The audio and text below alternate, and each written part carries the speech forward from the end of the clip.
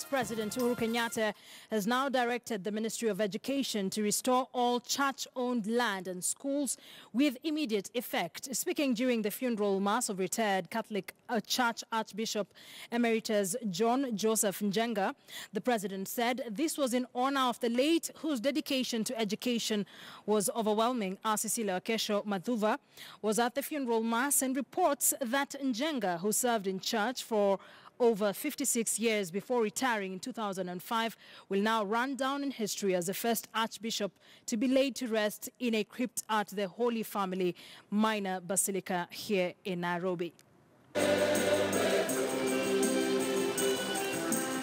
Faithfuls from the Catholic Church across the country congregated at the University of Nairobi Graduation Square to pay their last respects to the retired Catholic Church Archbishop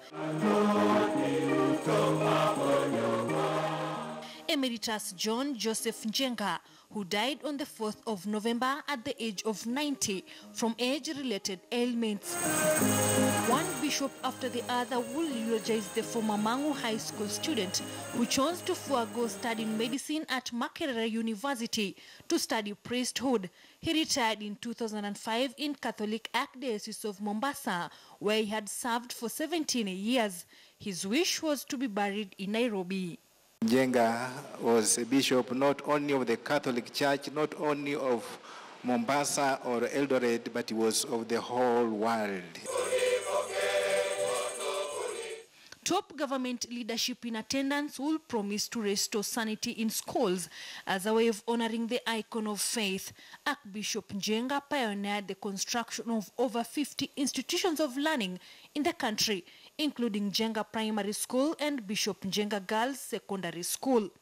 We need to revisit that discussion that was there between the state and the church, especially on matters to do with the integrity of our education and the morality of our children. We need to be able to get back to that level where church-sponsored schools must be allowed to mentor our children. Uhuru went ahead to give a one-week ultimatum to the Ministry of Education to ensure that churches are given back land and schools under their sponsorship. You have 1 week in which to restore all church-owned land and schools back to their rightful owner. The remains of the Archbishop were later laid to rest in a crypt at the Holy Family Minor Basilica in accordance with Catholic traditions. Njenga will be the first Archbishop to be buried at the Holy Room in the Nairobi Church.